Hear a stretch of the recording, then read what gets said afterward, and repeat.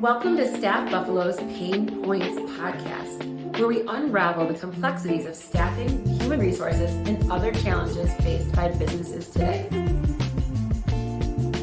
Welcome back to another episode of the Pain Points podcast. We have Bill Boulden here. He is a startup CTO, and I want to know, how did you get started? How did you start your tech world journey? It goes back a long way. It goes back to 1989. And I have to thank my engineer father. He's a big nerd, and he taught me how to write BASIC shortly after I was able to read and write at just 5 years old. And I'll never forget my first program. It was line 10, print, Billy is awesome. Line 20, go to 10. It was an infinite loop. It crashed the computer. And that's one of our fun recurring stories in our household. But then I programmed as a hobby my whole time growing up.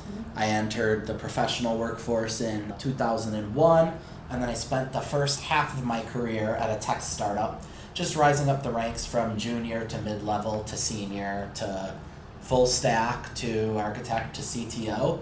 I had a good run with some startups in the 2010s. And then after a couple of bad bets in 2019, where I realized it's very traumatic in this country to change health insurers more than once in a year. The way it works with the startup dartboard is sometimes you do your best job and no one downloads the app or whatever. So I went into business for myself as a fractional and started building multiple startups at one time. And so since 2019, I've launched 23 different tech products of one kind or another, whether they're mobile apps, B2B platforms, SaaS services, algorithms, data engines, plugins, whatever you want. I try not to do the same thing twice. Ooh, so you're always expanding your portfolio. Yeah, well, that and conflicts of interest, right? Once I've already got 10 shares or whatever in a company that works in the dating space or whatever, I'm not going to work for another dating company after that, so that there's no bad feelings. Yes. But I have been through the hospitality space a couple times, social twice, chat a few times, AI 3 times. Oh my gosh, what's the gifting is a really big one with Favordrop. They're probably my golden child right now. Tried my hand at legal tech, did not go as well. I don't have a lawyer's mindset of thoroughness. And then I'll try to build pretty much anything as long as it's like ethically neutral or better. That's just my only rule, is it doesn't have to make the world a better place, but it can't make it a worse one. So, thank you for that. We have plenty making it worse, I'm sure. No defense, no facial analysis, no dropping bombs, and even just so far as like rent-seeking behavior, which is if someone comes to me with an app that's an idea like an Airbnb kind of a thing, where it's at some point when we're the only game in town, we're gonna turn the screws and just take more money from the hosts and the guests, and they'll have no choice but to put up with it. I don't like those business plans either. And it's insidious. It just keeps creeping in too. So yeah, and like it is turning the screws. It happens so gradually you don't notice it. Exactly. Tell me, how do you choose which types of startups you want to work with? Do you just have a vibe with the visionary? How do you actually work through that and figure out if it is a good fit? Usually I look for a couple different traits in my founders, right? Having launched 23 products, and I'm on my way to a 24th and 25th right now. Awesome. One of them is launching in 3 weeks, and the other I'm going to start building in October. I should also mention that I am the all-star mentor for Techstars Atlanta, which is probably my greatest professional honor. Techstars is a global organization that incubates tech startups. They have hundreds of chapters all over the globe, and every chapter can name one of their mentors the all-star, and for Atlanta, I'm that one. That's awesome. I was featured at their global level last week for my work with the Atlanta chapter. Congratulations, that's amazing. Thank you. But so having had deep interactions with 20 plus founders, and then I have compiled a mental checklist of green and red flags, which, oh my gosh, I hate when people compare things to dating or whatever, but it is like when you're on the dating apps, you start to think about, you're like, person who has this hobby that keeps on not working out. I don't like that. And so I got green and red flags for founders too.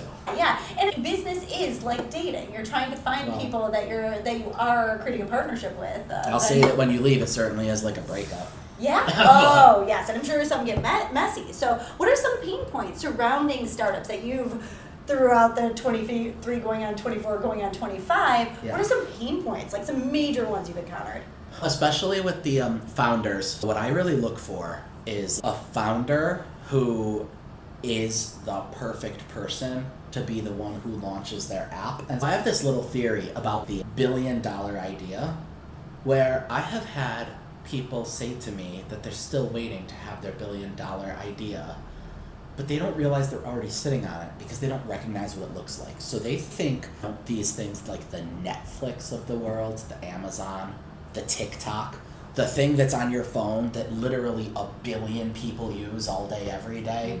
And they're wondering why they don't have one of those. And then they're like, man, one day I'll have my big idea. And then they go back to their job or whatever as a x-ray technician and say, man, I hate having to manually reorient all these photos. It's such a pain in the ass. Somebody should fix this. And then they go home and they're sad that they don't have their big idea yet. But I want everyone to know that the startups that work are these niche ones that you are in a position. You look at the thing you do and it might be boring to you that you work in real estate escrow or something. But if you've been in it and you know all these pain points and you're like, if there was a thing that could fix this problem about real estate escrow, as if I built that, I know what it would be worth to the banks, and I know the first 5 banks I could get to sign on for a pilot of it. That's what a winning trajectory looks like. None of this, I invented Instacart. It's the stuff that frustrates you, that probably frustrates millions of other people. And then a lot of the technology that the most people use don't even know they're using it every day either. Exactly. The big idea you're sitting on is not the one that looks or feels like TikTok or Instagram, right? Yeah. So that's one of the first things I look for in a founder. And I look at them as one of my key takeaways when I do my conference talks is people will steal your idea. They cannot steal your execution. And so a red flag for me is a founder that is overly worried about their idea getting stolen. I'm not saying that I won't sign an NDA if I have to, just to help them feel better. But it's really if all your idea is like, what if there was a programmer link? And in the hands of anyone else, if they so much as heard the idea, they'd be able to replicate your success. It is not a very good idea. I like founders who come from a world where, yeah, sure, I'll tell you what my app does.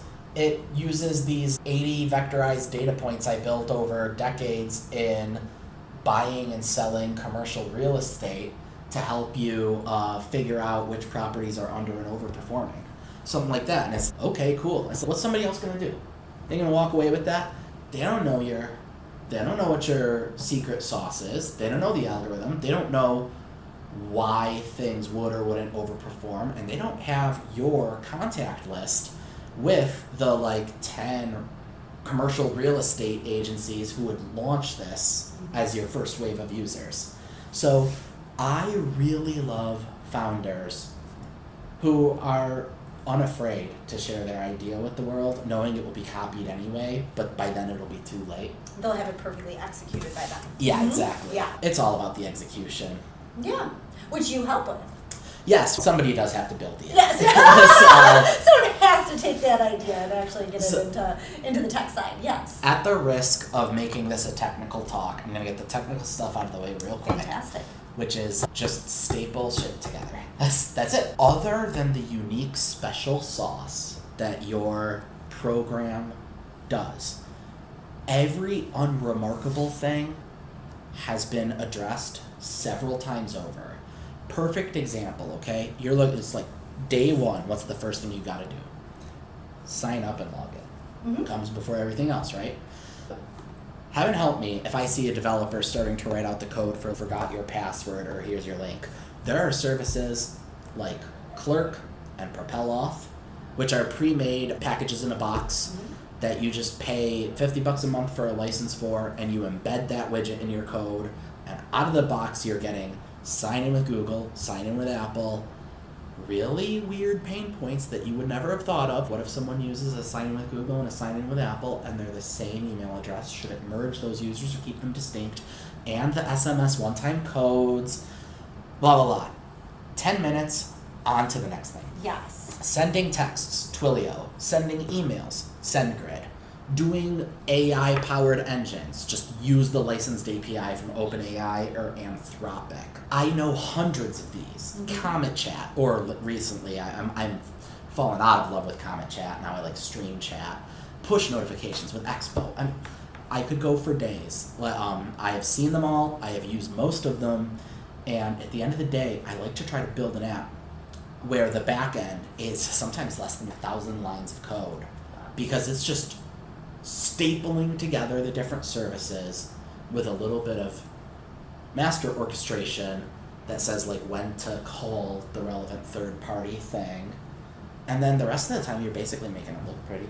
Yeah, and you're just making it function. And then if someone specializes, like you said, in the simple sign-in, that means they have everything completely together for the forgot passwords. They have it together for the security, all of that kind of stuff that you're like, okay, here we go. Let's just pull it in, trusted source. I know how they all talk together, and you can make it work, which I love. So I would say, to anyone out there who's considering launching just a new software package of some kind, like, you don't necessarily have to hire me or whatever, but find me on LinkedIn and just, ask. Because whatever it is, sometimes I don't even have to charge for it. I just look at your idea and be like, okay, you want Retool and Twilio and Stream Chat and Expo and Lambda.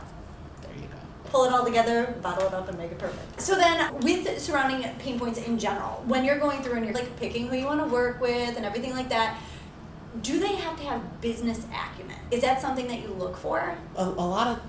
There's really two different approaches to founderdom, okay? And I would say that the first is that your founder really is got to be also the VP of something.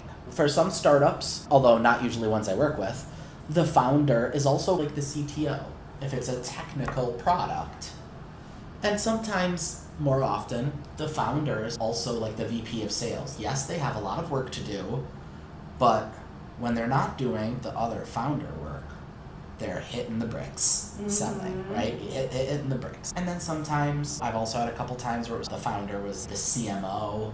I've had some times where the founder is like the CFO. So they kind of stick with what they're good at? Yeah, essentially. and when you're a founder, you have to do it all.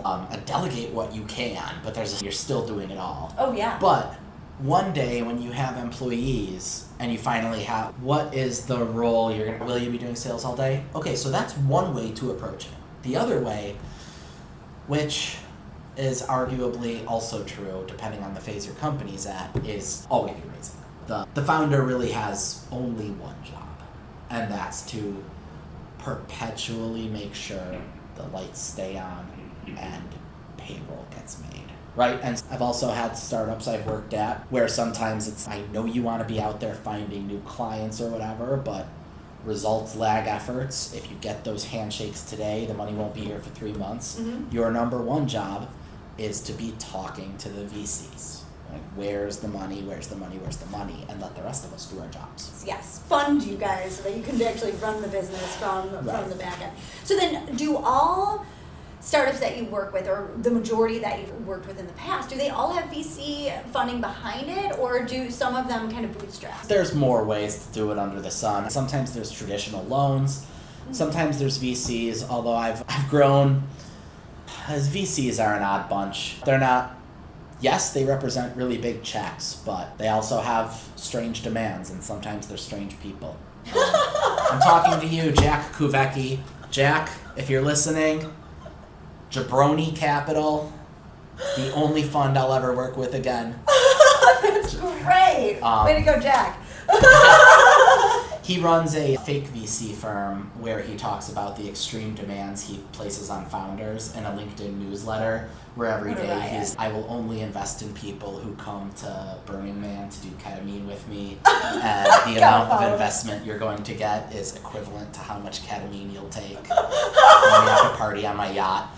And I'm like, man, I know this is all a giant joke, Jack, but it's also funny because it's true. It's funny because it's true. Nothing beats just having the capital yourself, which I know is a lot to ask for, but it helps to have deep pockets. Actually, when it's your own money, you stay scrappy, because I'm never scrappier than when I'm funding one of my startups out of my own pocket. So true. Those are the times where it's, Like, do we can I really spend- need that? Yeah, exactly. That's a reoccurring expense. And I could use that money to eat some sushi. Yeah. I know, right? So they build this beautiful product, and then I'm sure a lot of it, like you have everything, and then the sales and the marketing, is that sometimes where they're not finding maybe the person that they need to sell to, or they might have found a great product to build, but they just didn't have more than themselves as the audience. There you go. So that's the magic word of tech startups is product market fit. Yes. Which, of course, for the uninitiated, it has your product is only one piece of it. You also have to validate that the market is there and that they're ready for your product and that they can afford your product. So here are the 4 pillars, right? And a lot of the red flag founders get hung up on the product. They say, oh man, if there was an app that would do this, it would be a great app. And it might, but that's only testing that the product is good. Is the market good? Do you know that there are millions of people in the case of a consumer app, or thousands of businesses in the case of a B2B app that also have the same problem? And are they ready for a solution like yours? Which, by the way, comes out a lot in some of the slowest moving industries. I like to call that my cake joke because I like a startup with a short runway and a long sales cycle. But that's Yes, I like that. banks, the government, HR departments, universities, where it's very much, I've sat down in meetings with banks or universities or government agencies and it's been like, this seems great. We're not there yet. And if they were there, you have to wait till spring for budget appropriations month, and then you have to wait another 6 months for the pilot. And by then, you're out of business. Yep. Right? Because- And then if you do actually get it in, then you need to wait for payment. Yeah, exactly, right? Then it's accounts Then you're receivable, right? So that's number 3, is the market actually ready for your solution? Wow, okay. And then 4, can the market afford it? Which is, I had a tough go with this one startup that was making a study assisting app to help with your studies, oriented around grad students to prepare for like the ACT and the LSAT and stuff like that. But quick, name a demographic that has less disposable income than grad students. They just invested so much money into their They're already paying that. It's jokes, but you get adjunct wages. Yeah. Right? Your adjunct wages are not good. And so that was a case where everybody loved it. But no, we're not subscribing for $29 a month. That's a week of ramen. Yeah. And so we actually moved over to professional certifications, like studying for CPA exams There you and go. stuff like that. Yeah, that's what I was just thinking about. Yeah, exactly. How much you have to keep yourself in line. So if it would be something to help, it's like going for Becker for all my CPA people. We all know what that is. I think Becker might have been the company we merged with. There you go. I don't know. I'll have to check after the fact. Hi, David, if you're watching. Hi, David. And so I just want to remind everybody that those are the 4 pillars of product market fit. Love The that. product has to be good. The market has to exist. It has to be ready for you if your product does suit their needs. And they have to be able to collectively pay enough to keep you in business. Do you find that sometimes the apps or just the business gets launched and then they have a few adamant users, but not enough to kind of keep everything floating? What happens then?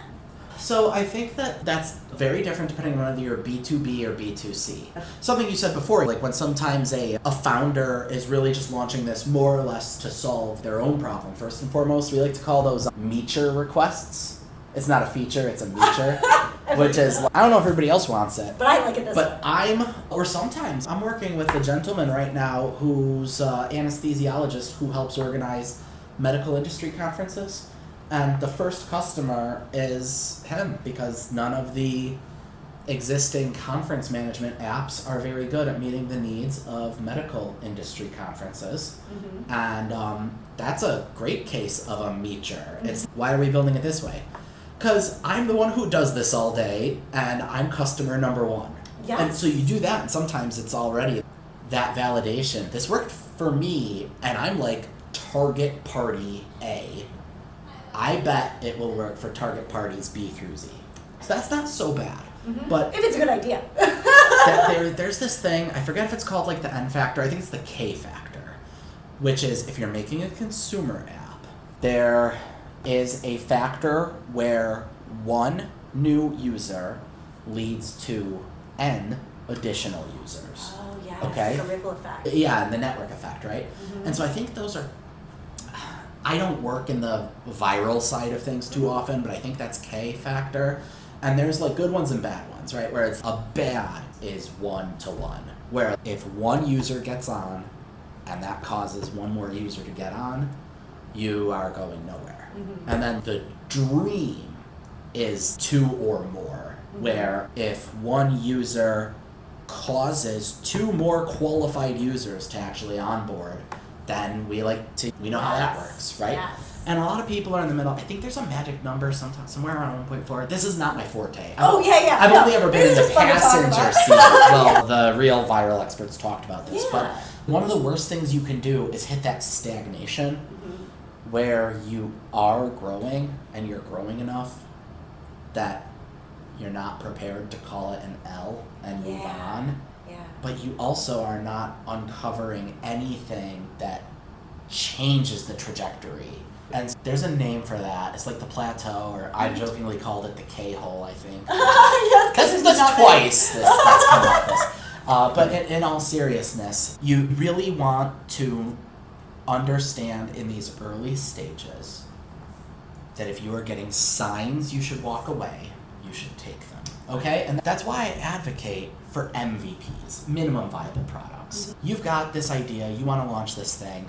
What is a way of putting something that only costs you $60,000 to build out in front of wave A of users who should be patient? Wave A of users, people, they're true believers. They're people who are like, yes, let me in. I've waited for this my whole life, right?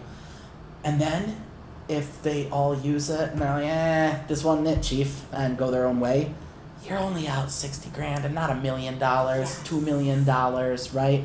We call those minimum viable products. And it can be hard for non-technical founders because non-technical founders usually, their lifetime of experience is using what I like to basically call finished software. The number of times I've had people point me to something that their site should be like, and it's almost like Airbnb or whatever. And it's, do you understand that possibly $5 billion of programmer worth output has been sunk into making this perfect, including over a decade, teams of hundreds. So no, I'm like, well, this is what I build you is enough to get out there and be like, is there a here, right? Yeah. Or is this a big fat juicy grape or a shriveled up little raisin? Yeah, it's worth the juice. Yeah. Absolutely. And then you put more money behind it if it's resonating. Yeah, right? and then so like the minimum viable product, say you get there, and then then the dreamer can continue and be like, okay, that is that pathway to my dream. So then you can keep tripping away at it and then toss in your millions. Yeah, then exactly. go get your VC funding. The only other thing I'd like to point out is if you're not doing so good on product market fit, or you're in that plateau or that K-hole, you got to probably, unless there's a serious technical defect in your product, which I hope there isn't, because in that case your dev just did not do a good enough job, your gateway probably does not lay behind a new expensive feature, right? So I've been there with these consumer apps, and it's every day 50 more people download the app, and that's nice, you're going up by 50 a day, but where's the 500? Where's the 5,000? Where's the thing that's going to actually make the investment firms throw $1 million behind you? And so it's, what if we added AI so that it does blah, blah, blah? And it's like, what is that? How is that? How will people know about it? Will it make it better? You are hoping that the key to more traction lies on the far side of some technical feature. But really the key, and part of this is just abdicating responsibility away from myself. As long as the software works and it's not embarrassing, but it's, if you're B2B, you gotta be hitting the bricks. Yeah. If you're B2C, you've got to do more work with your outreach, inbound, cold Like outreach, CAC, Instagram CAC in a lot of ways. When they come to me and they're like, nobody's downloading the dating app, is it because that it doesn't have an option for whether or not you like fish? It's because no one knows about it. It's because no one knows about it, right? The problem is your $10 CAC on your Instagram ads. CAC, by the way, for those of you who don't know, is customer acquisition cost. It's the averaged out amount you have to spend in advertising in order to get a sign up, right? And so depending on how much money you stand to make from a given customer, LTV, lifetime value, right? The average person pays for our app for the first 7 months of usage, and it's $20 a month, so our LTV is $140, then you cannot be spending more than $140 in advertising for every user who actually signs up. And so that's the CAC over LTV. Consumer apps live and die on this. And I will make the app, and I will make it good, but you need someone else who has a different skill set than me. You need someone who has that social, the good assets, knows their way around Canva, knows how to use those advanced targeting features, because you got to get that CAC down. And then when you come to me and you're like, it's time to add the option where you can date over a shared love of aquariums, I'm like, no, it's not. Please take the $5,000 you are going to build me to build that feature into your software. Take that $5,000 and go sink it into your ad spend, because with a CAC of $5, you would just have bought yourself 1,000 users. Yes. There you go.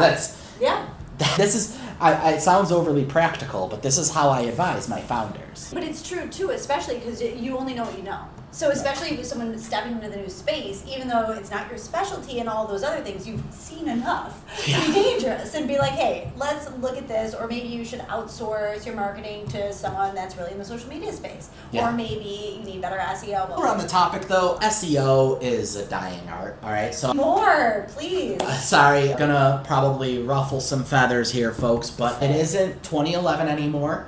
We are no longer in a world where adding the right meta keywords or whatever puts you at the top of Google search results, and Google, due to a much documented progress of enshittification, as they like to call it, has been moving the organic search results down below the incorrect and badly made AI results.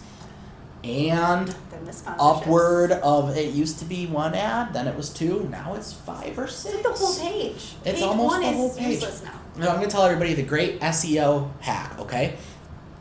Google already rigs the deck by way of favoring people who utilize the Google My Business feature, Google Places on Google Maps. If you've got a restaurant or something, I promise you, you will do way, way more for your placement in search results and up in the top tier where people actually look by making full use of the Google My Business ownership of this restaurant and filling out all the information and making sure all your contact information is filled out and menus are uploaded and that you respond to any reviews people leave and that you keep that information up to date than you will with any amount of editing your site's meta head keywords. That is some 2011 ass shit now. That is great advice. Thank you. Yep. And I think that's really important too, because as you're going through, like, how do you drive more to your app? How do you drive more to your website, etc.? You should be able to articulate what you do, and you should be able to do it so that when people are naturally looking for you, they can find you. Yeah, exactly. Yeah. But like I said, it's Google in particular rigs that deck. They trust their driving up usership of the Google My Business platform than they do over the organic results of the web anyway, which are also being deprioritized under AI and under sponsorships. Absolutely. Absolutely. It's always changing, which is also fascinating to me. How do you fill up your work-life balance bucket? I have 2 main hobbies outside of work, as well as a couple of physical ones. I do jujitsu in the morning. I do racquetball at the end of the workday. I had to take a brief break from both this summer when I got my leg broken. Oh my gosh, how did you break your leg? In jujitsu. There you go. Yeah. As one might expect. I kind of feeling.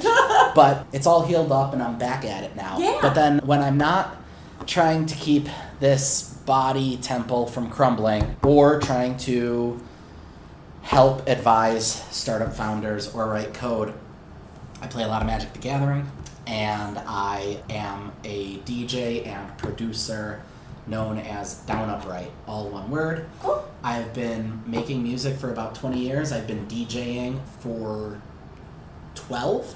I was the resident DJ at the casinos for a couple of years in the middle there. Nice. That'd be fun. It was cool for a while. There was a point around the 4-year mark where I was starting to realize I think maybe I have gotten every new experience out of this lifestyle that it has to offer me.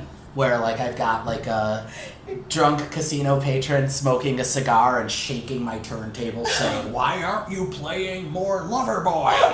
Making the needle skip, and I'm like, this has happened 10 times, and I think I see how this goes now. You get the recurring crazies, I'm sure. Oh yeah, I got some stories, and a lot of them aren't safe for the air.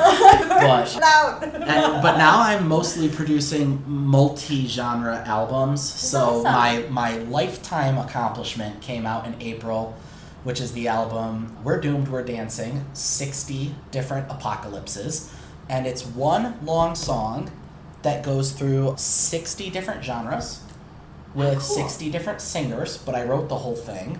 So And it's all each one it's masterpiece. one continuous mix that goes from punk to country to dubstep to opera to jam band to heavy metal, and you'll get to hear 60 different genres. I didn't even know there was 60 different genres. That's I mean, impressive. yeah, at one point I'm like punk and pop punk, And then right? it's punk rock. But you get to hear them all take a very different look at what the end of the world looks like. I like that. And in the reggaeton track, we're clubbing all night and hanging out one more time. And in the jam band track, we're just going to get high about it. And in the industrial metal track, everyone's dropping bombs because it's World War III. There we go. So every genre has their own little reason why the world is ending tonight. How does country handle it? How does death metal handle it? That one's obvious.